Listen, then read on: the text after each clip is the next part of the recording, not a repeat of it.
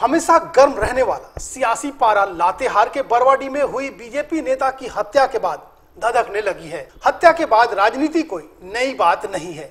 अब आरोप प्रत्यारोप का दौर शुरू हो गया है।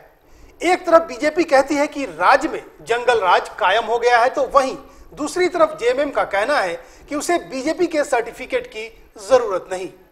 लेकिन इससे पहले एक बार पूरे मामले को तफसील से जान लेते हैं। राजनीतिक गलियारे में उस समय भूचाल आ गया जब लातेहार जिले के बरवाडी बस स्टैंड पर जिला सांसद प्रतिनिधि सह भाजपा जिला महामंत्री जयवर्धन सिंह को शाम के वक्त करीब 7:30 बजे बेखौफ अपराधियों ने गोली मारकर हत्या कर दी। उस वक्त जयवर्धन सिंह बस स्टैंड के पास प्रज्ञा केंद्र के सामने बैठे हुए थे। प्रज्ञा केंद्र के संचालक के मुताबिक पीछे से 2 अपराधी आए और पीछे पीठ से गर्दन में सटाकर 2 गोली मार दी, जिससे जयवर्धन वहीं जमीन पर गिर पड़े। इतना ही नहीं, गोली मारने के बाद अपराधी फायरिंग करते हुए बस स्टैंड से होते बाजार के मुख्य सड़क से भाग गए। इस मामले में विपक्ष की पार्टी बीजेपी सत्ता पक्ष पर जंगल राज होने का आरोप लगाया है। देखिए, भारतीय जनता पार्टी मानती है कि झारखंड में जंगल राज की वापसी हो गई है। जिस तरीके से हमारे लातेहार जिला के महामंत्री श्री जयवर्धन सिंह जी की बरवाडी के भीड़ भाड़ वाले इलाके में हत्या हो जाती है और वहां से थाना बस चंद 100 मीटर की दूर पर स्थित है, तो ये साफ दिखाता है कि यहाँ नक्सलियों और अपराधियों का मनोबल पूरे तरीके से बढ़ गया है। अब हाल के दिनों की घटनाओं को देखें तो संगठित अपराध और नक्सलवाद की घटनाओं में बेतहाशा वृद्धि हुई है। भारतीय जनता पार्टी मांग करती है कि अगर सरकार ने इस घटना के पीछे लिप्त अपराधियों को, और उससे ज्यादा महत्वपूर्ण है जो साजिश करता है, उनकी अगर गिरफ्तारी नहीं की तो हम सीधे आंदोलन करने को मजबूर हो जाएंगे। और विधि व्यवस्था की स्थिति भी ठीक करने के लिए हमने सरकार को अल्टीमेटम दिया है। ऐसे आरोपों के बाद सत्ता पर काबिज जेएमएम कैसे चुप रहती? उन आरोपों का तपाक से जवाब देते हुए कहती है कि उसे बीजेपी के कोई सर्टिफिकेट की आवश्यकता नहीं।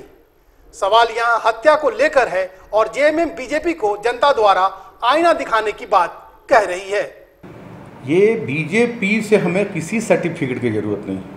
बीजेपी को जनता ने आईना दिखा दिया है और हमारे 6 महीने के छोटे कार्यकाल, हमारे माननीय मुख्यमंत्री के नेतृत्व में ये हमारा राज्य, जिसमें जो भारतीय जनता पार्टी के शासनकाल में उनके मुखिया ने इस राज्य के खजाने को सिर्फ लुटाने का काम और लूटने का काम किया और खाली खजाना हमें विरासत के रूप में मिला, और उसके बाद ऊपर से एक कोरोना संक्रमण का दंश झेलने को हमें मिला। उसके बावजूद आज पूरे देश में हमारे राज्य के मुख्यमंत्री सबसे लोकप्रिय मुख्यमंत्री के रूप में गिने जा रहे हैं।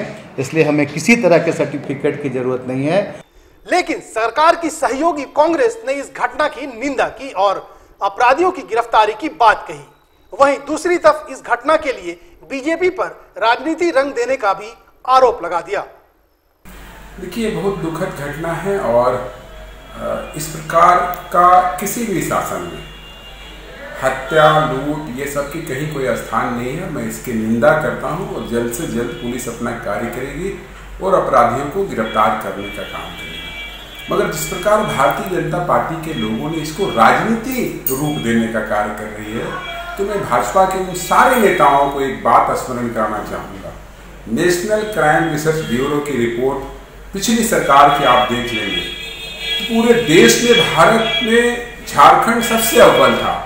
मुख्यमंत्री रघुवर दास के आवास के बाहर हत्या हुई थी, महिलाओं का चैन छीना गया था। एक नहीं, 2-2, 3-3 हत्याएं हुई थी। तो जो नेशनल क्राइम रिसर्च ब्यूरो में टॉप पे रहा हो, वो किसी घटना को इस प्रकार का राजनीति रंग दे करके अच्छी बात नहीं है समाज के लिए या राज्य के लिए। खैर, अपराध तो अपराध ही होता है, चाहे वो किसी भी पार्टी के शासनकाल में हो। ऐसे समय में पार्टियों को मौत पर आरोप प्रत्यारोप का खेल ना खेलकर उस अपराधी को अविलंब गिरफ्तार कराकर उसे सख्त से सख्त सजा दिलाने की बात करनी चाहिए, ताकि ऐसी घटना फिर किसी के साथ ना हो सके। ब्यूरो रिपोर्ट, सबरंग समाचार, रांची।